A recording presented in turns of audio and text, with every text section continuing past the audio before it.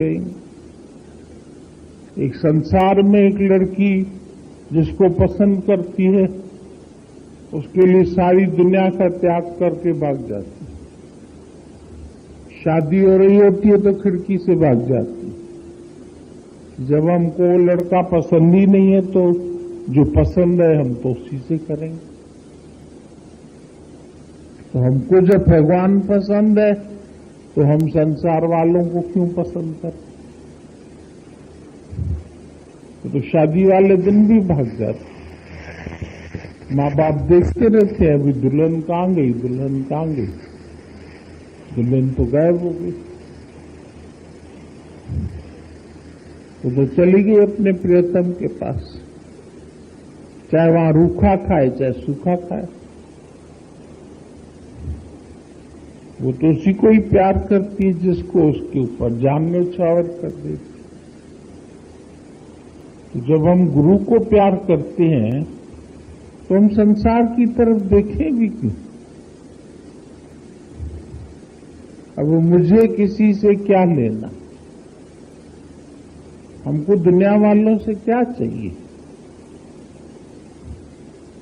दुविधा में पड़े रहेंगे तो न माया मिली न राम।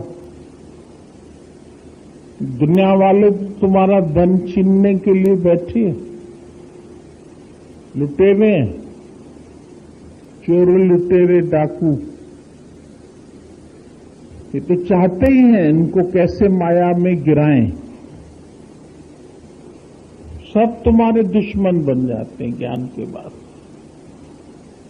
तुम्हारा मन, तुम्हारे संबंधी, देवी देवता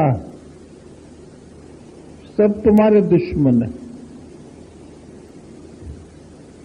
एक गुरु खाली तुम्हारा सच्चा हेल्प करता है, बाकी सब खींचते हैं माया की तरफ। कैसे रहोगी, सारी जिंदगी कैसे चलोगी, कोई तो सहारा होना चाहिए, कोई तो ये होना चाहिए। अरे हमको मिल गया है, सहारों का सहारा मिल गया। जो सारी दुनिया का सहारा है वो हमको मिल गया। हमको किसके सहारे की जरूरत है? हम लोगों से शुरू में ही लोग पूछते थे, आगे चल के तुमको जरूरत पड़ी तो? हमने कहा आगे चल के लोगों को हमारी जरूरत पड़ेगी, हमें लोगों की जरूरत नहीं पड़ेगी। पेड़ जब बड़ा हो जाता है ना तो उससे गाय भैंस को बांधा जाता है।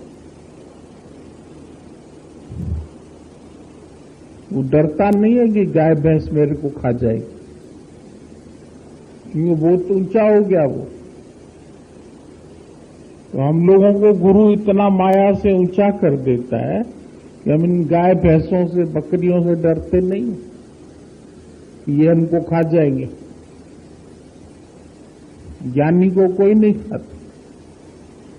हमारे सहारे की लोगों को जरूरत पड़ेगी, पर हमको किसी का सहारा नहीं चाहिए। इतना निराधार हमको गुरु बनाता है,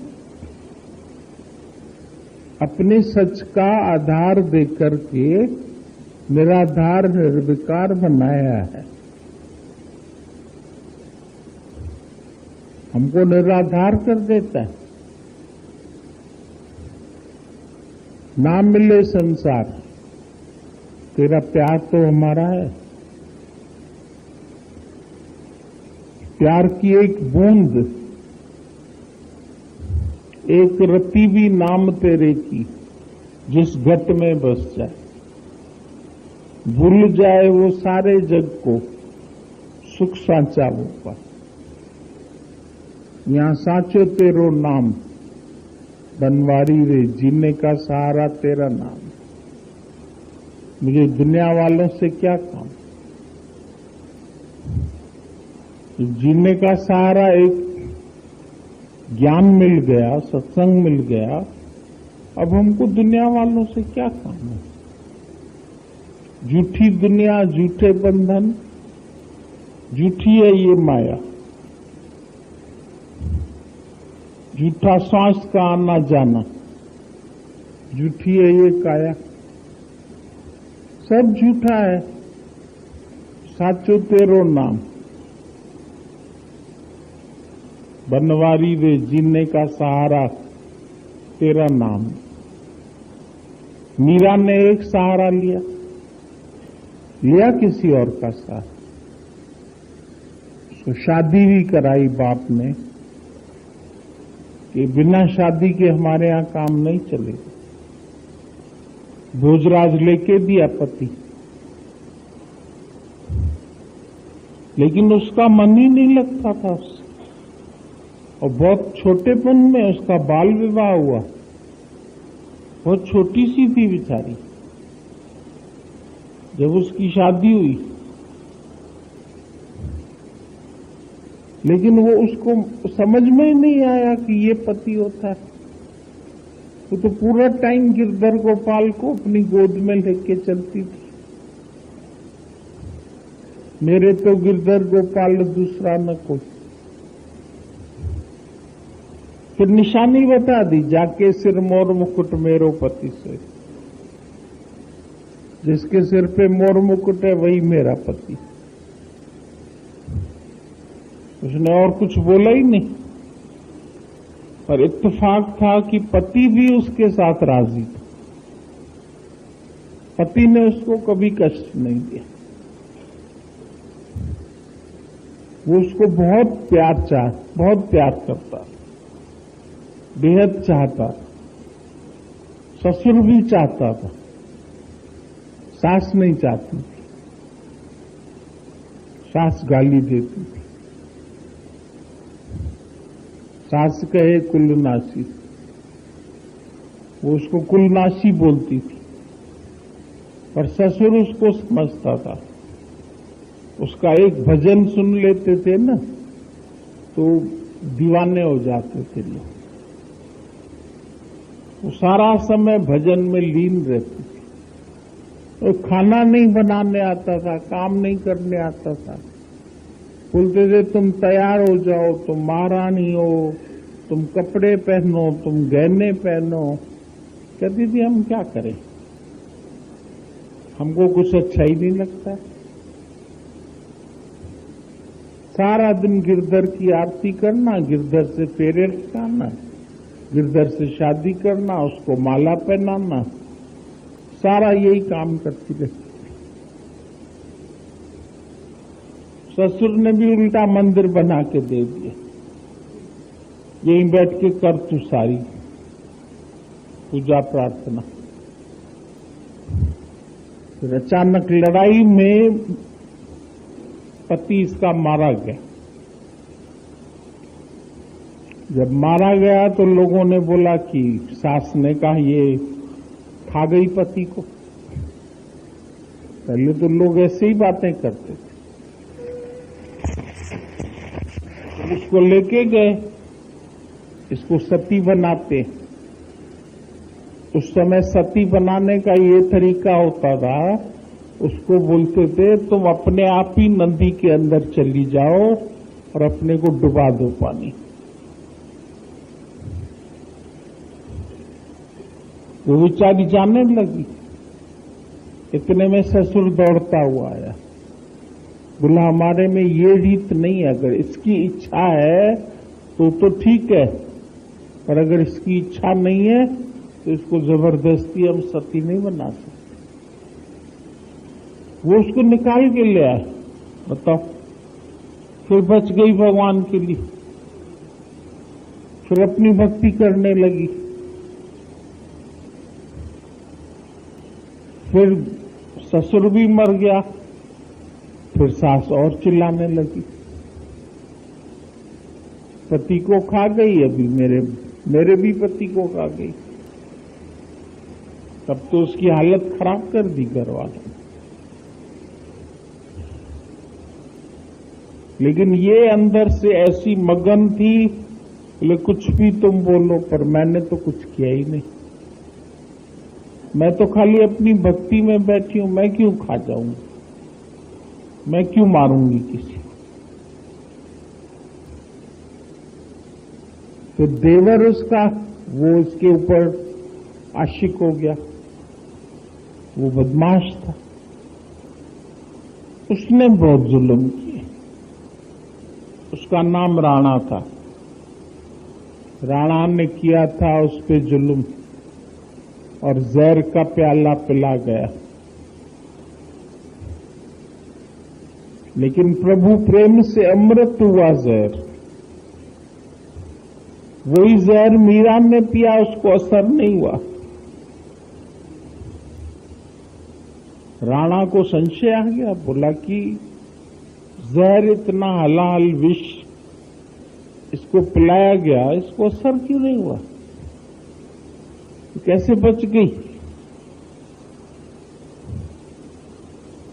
जिसको बोला था कि तुम जहर मिलाओ, उसको जाके डांटा, बोला तुमने नहीं मिलाया जहर। बोला नहीं था उसमें जहर, लेकिन उसके ऊपर असर नहीं हुआ। बोला ऐसा कैसे हो सकता? बचा हुआ जो कटोरे में था जहर, बोला अब ये तुम पियो, हम देखेंगे इसमें असर है कि नहीं। वो बेचारा डरे, बोले मुझे क्यों पिला रहे हो भाई? बोला क्योंकि तुमने उसको ठीक से नहीं दिया जहर, इसलिए तुम पी के दिखाओ हमको। उसने पिया तो मर गया बेचारा। तो राणा को बड़ी हैरानी हुई कि जहर औरों पर जो असर कर रहा है, इस पर कैसे नहीं असर कर रहा। बताओ भक्ति में कितनी शक्ति है। जहर का भी असर नहीं होता। तुम तो देख के डर जाएंगे, अरे लोग जहर दे रहे हैं। ज्ञानी पी लेता है खुशी से। विषैली बातें तो ज्ञानी को सुनने को मिलती है। जब तुम इस राह में बढ़ते हैं, दुनिया वाले तो विषैली बातें बोलते हैं, बहुत गाली देते हैं, बहुत अपमान करते हैं, बहुत बुरा भला बोलते हैं, तो ज्ञानी को असर ही नहीं होता। वो खुद मस्ती में रहते हैं, नहीं ऊंच नीच में बहते। वो अपनी इतनी मस्ती में रहते हैं, उसको दुनिया के ऊंच नीच से परवाह नहीं है।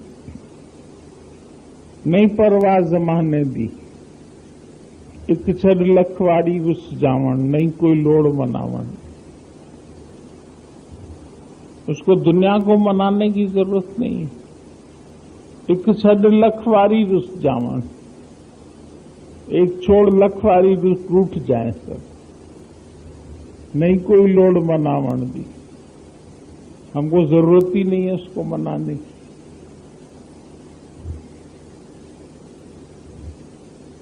वो फिर भक्ति के भजन गाए, कोई मर जाए तो भी भजन गाए, जहर मिले तो भी भजन गाए।